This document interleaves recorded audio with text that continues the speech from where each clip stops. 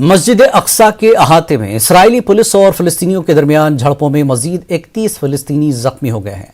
جمعے کو ہونے والی ان جھڑپوں کے بعد 14 فلسطینیوں کو اسپتال منتقل کیا گیا، جن میں 2 شدید زخمی بتائے جاتے ہیں۔ دیکھیے یہ رپورٹ۔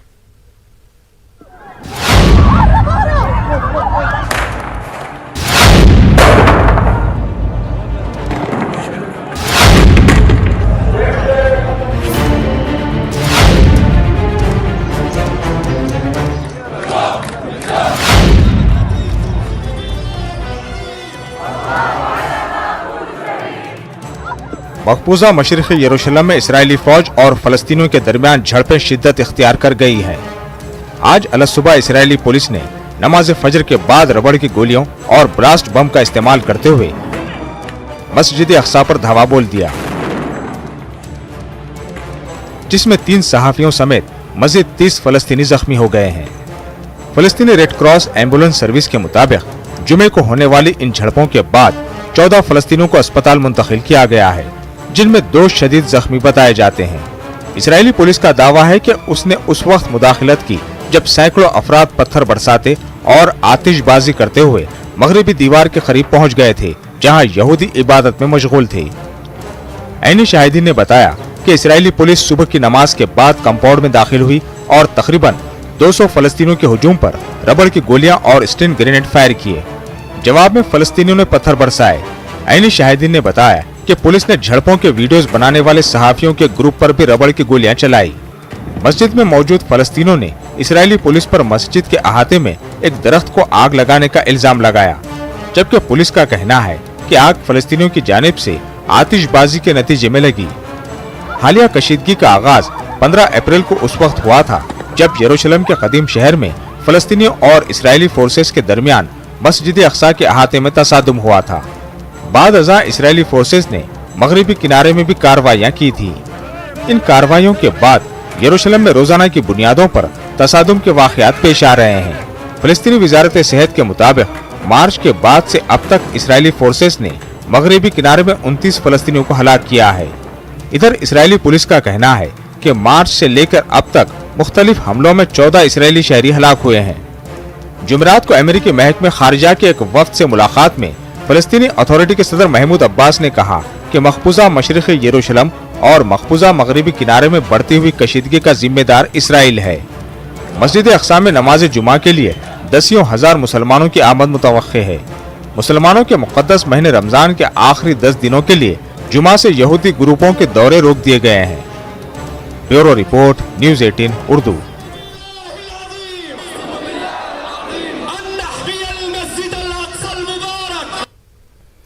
اسرائیلی پولیس کے ساتھ جھڑپوں کے چند گھنٹے بعد یروشلم میں مسجد اقصی کے احاطے میں ہزاروں مسلمانوں نے نماز جمعہ ادا کی۔ ایک اندازے کے مطابق 1,50,000 فلسطینی نماز جمعہ میں شریک ہوئے۔ نماز کے بعد مسجد اقصی میں سینکڑوں فلسطینی جمع ہوئے۔ مسجد کے احاطے میں گھس کر فلسطینیوں پر تشدد کرنے پر انہوں نے اسرائیلی فورسز کی جارحانہ کارروائی کی مذمت کی۔ یہاں موجود مظاہرین نے حماس کے جھنڈے لہرائے اور یروشلم میں مقدس مقام کے دفاع کے عزم کا اظہار کرتے ہوئے نعرے لگائے۔ خیال ہے کہ فجر کی نماز کے بعد اسرائیلی پولیس نے مسجد اقصی کے احاطے پر دھاوا بول دیا تھا، جس میں کئی فلسطینی زخمی ہوئے۔ ان میں کچھ کی حالت نازک بتائی جا رہی ہے۔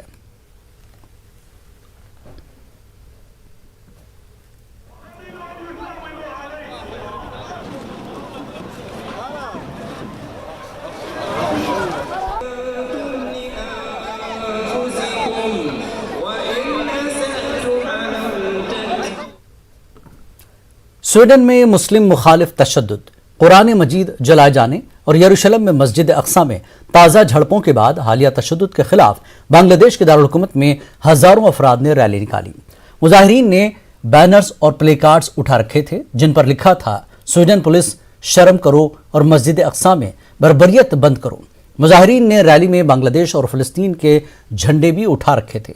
بنگلہ دیش کا اسرائیل کے ساتھ باضابطہ سفارتی تعلقات نہیں ہیں اور وہ آزاد فلسطینی ریاست کے قیام کی حمایت کرتا ہے۔ جمعے کی نماز کے بعد مظاہرین نے ملک کی مرکزی بیت المکرم مسجد کے باہر ڈھاکہ کی سڑکوں پر پرامن مارچ کیا۔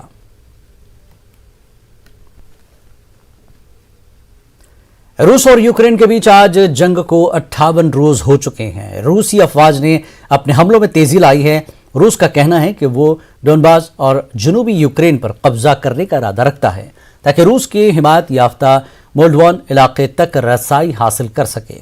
यूक्रेन के एक एहलकार ने इस मंसूबे की मजम्मत करते हुए इसे साम्राज्यियत करार दिया। अक़वाम मुत्तहिदा के इंसानी हुकूक के दफ्तर ने यूक्रेन में जंगी जराइम के बढ़ते हुए शवाहिद पर खतरे की घंटी बजा दी है।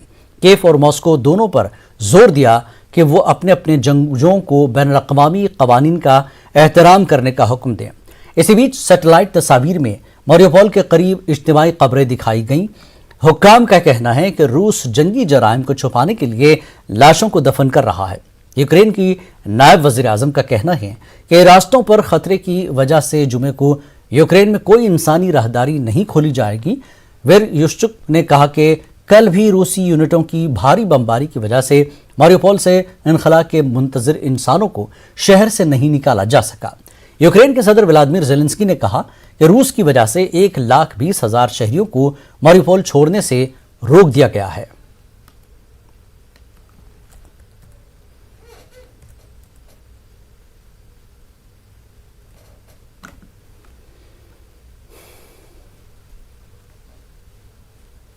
रूस ने अमेरिका की नायब सदर कैमला हैरिस, फेसबुक के सरबराह मार्क ज़करबर्ग, ओंटारियो के वज़ीर आज़म और टोरंटो के मेयर जॉन टोरी पर सफरी पाबंदी आयद की है। रूस की तरफ से जारी की गई पाबंदी वाली वसी फहरिस्त में 29 अमरीकी और 61 कैनेडियन शहरी शामिल हैं। इनमें सदर जो बाइडेन और कैनेडियन सदर जस्टिन ट्रूडो की हुकूमत और अमरीकी इंतजामिया के कई अरकान के साथ साथ मीडिया की कई अहम शख्सियात भी शामिल हैं। रूस की वजारत खारजा ने कहा कि इस फहरिस्त में ऐसे अफराद शामिल हैं जो 24 फरवरी को शुरू होने वाले यूक्रेन पर रूसी हमले के बाद अमेरिका और कनाडा की रूसोफोबिक पॉलिसियों के जिम्मेदार हैं।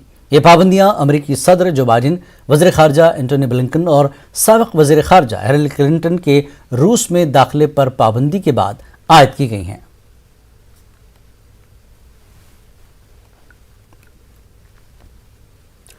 रूस और यूक्रेन के दरमियान जारी जंग को 2 माह मुकम्मल होने को हैं। हार जीत का नतीजा तय नहीं हुआ है। दोनों जानिब से ज़मीनी हमलों का दौर जारी है। ऐसे में क्या रूस के सदर व्लादिमीर पुतिन का 9 मई को यूक्रेन पर फतह का जश्न मनाने का दावा महज दावा साबित होगा? क्या पुतिन ने कोई बड़ी तैयारी कर रखी है? क्या 18 दिनों में रूस इस जंग की तस्वीर पूरी तरह बदल देगा? देखिए रिपोर्ट।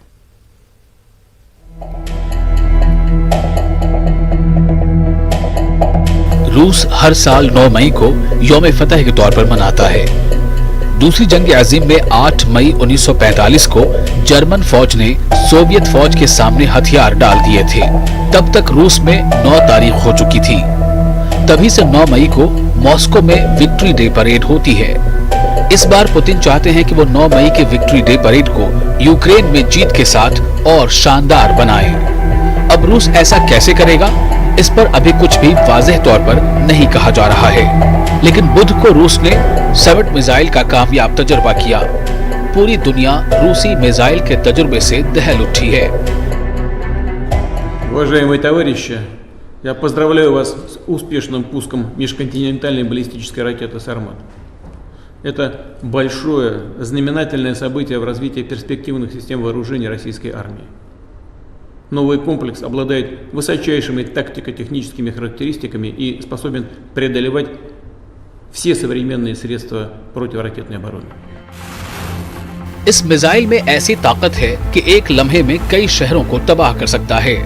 रूसी मीडिया के मुताबिक माया ईंधन से चलने वाला ये 3 phase power flying missile 18,000 kilometre का फासला तय करता है। 35 मीटर से ज्यादा लंबा ये मिसाइल बैक वक्त 16 छोटे वॉरहेड्स के अलावा 10 बड़े एटमी वॉरहेड्स ले जा सकता है। इसके जौहरी वॉरहेड में जापान के हिरोशिमा और नागासाकी में गिराए गए एटम बमों से 1000 गुना ज्यादा ताकत है। रूसी वज़ारत दिफा का बयान में कहना है कि समत दुनिया का सबसे ताकतवर मिसाइल है जिसकी रेंज सबसे ज्यादा है। नया मिसाइल रूस की स्ट्रैटेजिक न्यूक्लियर फोर्सेस की सलाहियत में मजीद इजाफा करेगा। इस मिसाइल की कामयाबी से पुतिन बेहद सरशार हैं। पुतिन ने बैनुल Burr Azmi ballistic missile summit के कामयाब तजुर्बे पर रूसी कौम को मुबारकबाद पेश की है। पुतिन ने दावा किया है कि दुनिया में एक तवील अरसे तक इस मिसाइल का कोई सानी नहीं होगा। जो लोग रूस को धमकियां देना चाहते हैं उन्हें अब 2 बार सोचने पर मजबूर होना पड़ेगा। पुतिन ने अपनी फौज से कहा है कि इससे रूस की फौजी ताकत कई गुना बढ़ जाएगी। ये रूसी फौज के जदीद तरीन हथियारों के निजाम के सफर में एक बहुत बड़ा यादगार वाकया है। बैरूनी खतरात से रूस की हिफाजत को काबिल एतमाद तौर पर यकीनी बनाएगा और जो लोग जारहाना बयानबाजी के जोश में हमें धमकाने की कोशिश करते हैं वो 2 बार सोचने पर मजबूर होंगे। उधर अमेरिका का कहना है कि इसके इत्तेहादियों को कोई खतरा नहीं है। अमेरिकी महकमा दिफा पेंटागन ने इसके रद्द-ए-अमल में कहा है कि वो इस तजर्बे को अमेरिका और अपने इत्तेहादियों के लिए खतरे के तौर पर नहीं देखता है। Or not, they notified under the START treaty, and so from our perspective, they provided advance notice of this launch under its new START treaty obligations that it planned to test this missile. The Defense Department said today that we did not deem the test a threat to the United States or its allies, and the timing and the scope of Russia's missile tests do not influence our approach to countering Russia's further invasion of Ukraine. So it was noticed through the proper process, and the Department of Defense has spoken to this as well. रूसी हमलों की दूसरी लहर के बाद इस बात का खदशा बढ़ गया है कि रूस किसी भी वक्त कोई बड़ा गैर जौहरी हमला या कीमियाई हमला कर सकता है ताकि यूक्रेन का खुद पर से एतमाद टूट जाए, और अगर नाटो ममालिक यूक्रेन की मदद के लिए सामने आए तो रूस एटमी हमला करने से भी दरेग नहीं करेगा। कहा जाता है कि रूस का यह नया मिसाइल कई बरसों की सख्त काविशों का नतीजा है। मॉस्को ने इसे अपने यौम फतह की तक़रीबात से चंद हफ्ते पहले लॉन्च किया है। रूसी यौम फतह 9 मई को यूरोप में दूसरी आलमी जंग के खात्मे के मौके पर मनाया जाता है और इस तकरीब में एक फौजी परेड के साथ ही रूस के साबिक फौजियों को खिराज तहसीन पेश किया जाता है। Bureau report, news 18 Urdu. खबरों का सिलसिला जारी रहेगा एक ब्रेक के बाद।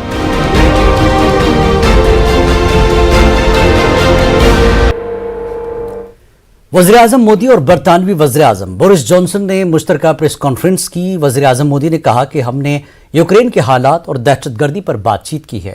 पीएम मोदी ने कहा कि हिंदुस्तान और बरतानिया के ताल्लुकात पहले से मजबूत हुए हैं। वहीं बोरिस जॉनसन ने कहा कि बरतानिया ब्यूरोक्रेसी को कम करने और दिफाई खरीदारी को आसान बनाने पर काम कर रहा है।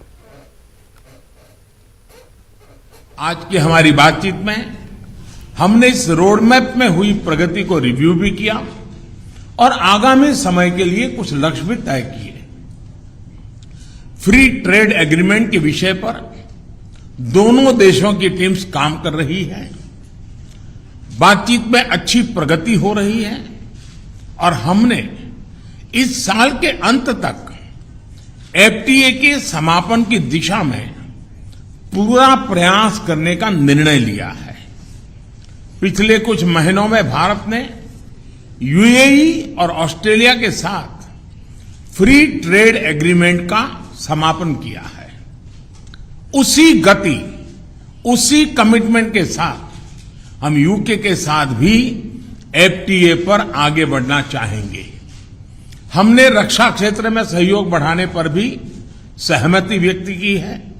रक्षा क्षेत्र में मैन्युफैक्चरिंग, टेक्नोलॉजी, डिजाइन और डेवलपमेंट सभी क्षेत्रों में यूके द्वारा आत्मनिर्भर भारत के समर्थन का हम स्वागत करते हैं। फ्रेंड्स, भारत में चल रहे व्यापक रिफॉर्म्स हमारे इंफ्रास्ट्रक्चर मॉडर्नाइजेशन प्लान और नेशनल इंफ्रास्ट्रक्चर पाइपलाइन के बारे में भी हमने चर्चा की। हम यूके की कंपनियों द्वारा भारत में बढ़ते निवेश का स्वागत करते हैं।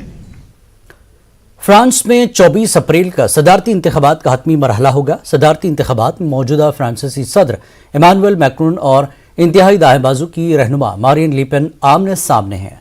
दोनों सदारती उम्मीदवारों ने टेलीवन मुबाहिसे में एक दूसरे पर सख्त हमले किए।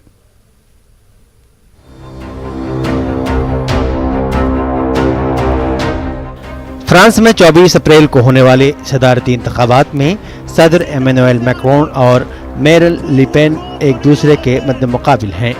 اتوار کے انتخابی رن آف سے پہلے ایمانوئل میکرون نے ایک ٹیلی ویژن مباحثے کے دوران انتہائی بائیں بازو کے اپنے انتخابی حریف پر روس سے روابط رکھنے پر سخت حملہ کیا۔ میکرون نے دعویٰ کیا کہ لیپن نے روسی بینک سے قرض لے کر خود کو روس کے رحم و کرم پر چھوڑ دیا ہے۔ میکرون نے روس کو لیپن کا بینکر قرار دیا۔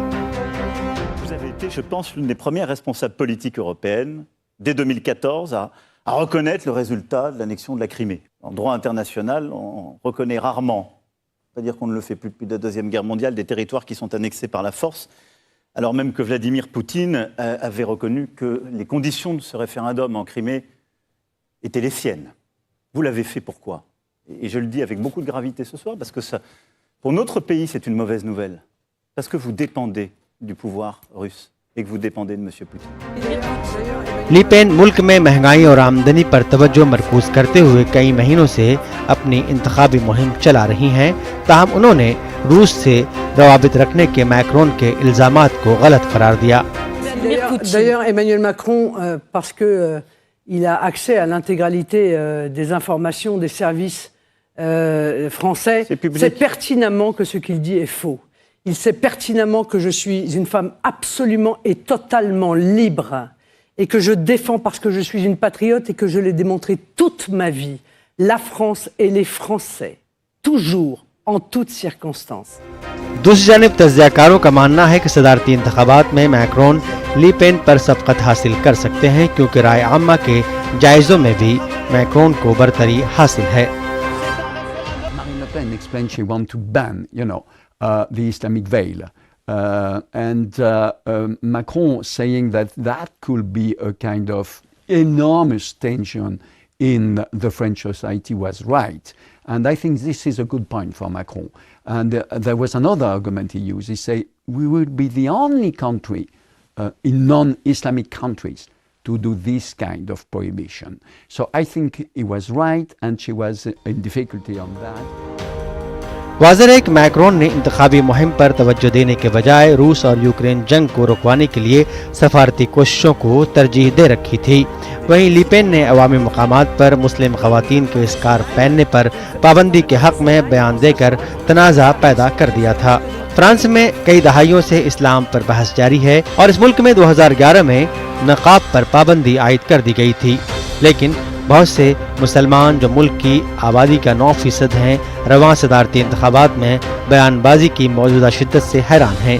فرانسیسی مسلمانوں کو خدشہ ہے کہ اس طرح کی بیان بازی اب معمول بن چکی ہے اور سوشل میڈیا میں بھی ایسے بیانوں کی حمایت بڑھ رہی ہے۔ دراصل فرانس میں 13 نومبر 2015 کی رات کو ہونے والے دہشت گردانہ حملوں نے سب کچھ بدل کر رکھ دیا، جس کے بعد سے ہی مسلمان فرانس میں خوف کے سائے میں جینے پر مجبور ہو گئے۔ اس صدارتی انتخابات میں ووٹروں کا کیا فیصلہ ہوگا 24 اپریل بروز اتوار کو معلوم ہو جائے گا۔ Bureau report, news 18 Urdu. سابق امریکی صدر براک اوباما نے خبردار کیا کہ غلط اور جعلی معلومات سے دنیا بھر میں جمہوریت کو خطرہ لاحق ہے اور سوشل میڈیا کمپنیوں کو آن لائن جھوٹ اور سازشی تھیوریز پر قدغن لگانا چاہیے۔ اوباما نے اسٹینفورڈ یونیورسٹی میں ایک سمپوزیم کے دوران خطاب کرتے ہوئے کہا کہ دنیا بھر کے آمر جمہوریت کو تباہ کرنے کے لیے غلط معلومات کا استعمال کر رہے ہیں۔ سابق صدر ٹرمپ کی طرف اشارہ کرتے ہوئے انہوں نے کہا کہ ٹرمپ کے ذریعے انتخابات کے نتائج کی تردید نے پرتشدد بغاوت کو ہوا دینے میں مدد کی تھی۔ More of us. Search and social media platforms aren't just our window into the internet. They serve as our primary source of news and information. No one tells us that the window is blurred, subject to unseen distortions and subtle manipulations. In the United States of America, we just saw a sitting president deny the clear results of an election and help incite a violent insurrection at the nation's capital. Not only that, but a majority of his party. Pakistan کے وزیر اعظم شہباز شریف کی زیر صدارت قومی سلامتی committee کے اجلاس کے بعد جاری ہونے والے اعلامیہ میں کہا گیا ہے کہ سابق وزیر اعظم عمران خان کو ملنے والے مراسلے میں کسی بیرونی سازش کے ثبوت نہیں ملے۔ اس اجلاس میں امریکہ میں پاکستان کے سابق سفیر اسد مجید نے مبینہ دھمکی آمیز مراسلے پر بریفنگ دی۔ اجلاس میں army chief general Qamar Javed Bajwa سمیت مسلح افواج کے دیگر سربراہان اور دیگر اعلیٰ سول حکام نے شرکت کی۔ خفیہ ایجنسیز نے اپنی رپورٹ میں بتایا کہ انہیں کسی سازش کے ثبوت نہیں ملے۔ دوسری طرف پاکستان تحریک انصاف کے وائس چیئرمین خواجہ شاہ محمود قریشی نے مراسلے کی تحقیقات سپریم کورٹ سے جوڈیشل کمیشن کے ذریعے کروانے کا مطالبہ دہرایا۔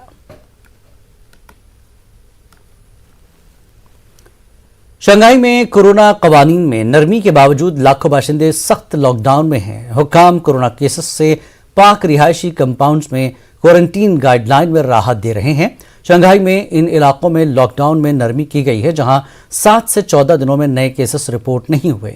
ان علاقوں میں رہائشوں کو گھروں سے باہر نکلنے کی تو اجازت دی گئی ہے، لیکن انہیں ان کے کمپاؤنڈز یا محلوں تک محدود رکھا ہے۔ 2.5 کروڑ آبادی والے اس شہر میں 1 کروڑ 20 لاکھ سے زیادہ شہریوں کو پریونشن علاقوں میں رکھا گیا ہے، جو لاک ڈاؤن والے علاقوں کے مقابلے کم پابندی کے زمرے میں آتے ہیں۔ شنگھائی کے 16 اضلاع میں ایک ضلع کے حکام نے اعلان کیا کہ کسی بھی رہائشی کو اپنے کمپاؤنڈ سے باہر جانے کی اجازت نہیں ہوگی۔ کشیدگی کے باوجود شمالی اور جنوبی کوریا رہنماؤں کے درمیان خطوط کا تبادلہ ہوا۔ شمالی کوریا کے رہنما کم جونگ ان نے ایک غیر متوقع اقدام کے تحت جنوبی کوریا کے عنقریب سبکدوش ہونے والے صدر مون جے ان کو خط بھیجا اور دونوں ممالک کے تعلقات بہتر بنانے کی کوششوں پر شکریہ ادا کیا۔ دونوں لیڈروں نے مستقبل میں ایک دوسرے کے ساتھ تعاون جاری رکھنے پر اتفاق کیا۔ جنوبی کورین رہنما نے خط میں امن کی مشترکہ کوششیں جاری رکھنے کے عزم کا اظہار کیا تو شمالی کورین رہنما نے بھی تعلقات بہتر کرنے پر مون جے ان کا شکریہ ادا کیا۔ دنیا کو ابھی بھی کورونا کی وبا سے مکمل طور پر چھٹکارا حاصل نہیں ہوا ہے۔ ایک سروے سے پتہ چلا کہ امریکہ میں لوگوں کی اکثریت ماسک پہننے کے حق میں ہے۔ ہوائی جہاز کے سفر کے دوران اور دیگر عوامی مقامات پر ماسک لگانے کو لازمی قرار دیتی ہے۔ Associated press NORC centre for public affairs research کے سروے میں پتہ چلا کہ فلائٹ اٹینڈنٹ کے خلاف زبانی بدسلوکی اور جسمانی تشدد کے باوجود 56% لوگوں نے طیاروں، ٹرینوں اور پبلک ٹرانسپورٹ میں لوگوں کو ماسک پہننے کی ضرورت کی حمایت کی، جبکہ 24% ماسک پہننے کے خلاف ہیں۔ 20% افراد نے نہ حمایت کی ہے اور نہ مخالفت۔ عالمی منظر میں آج اتنا ہی۔ آداب۔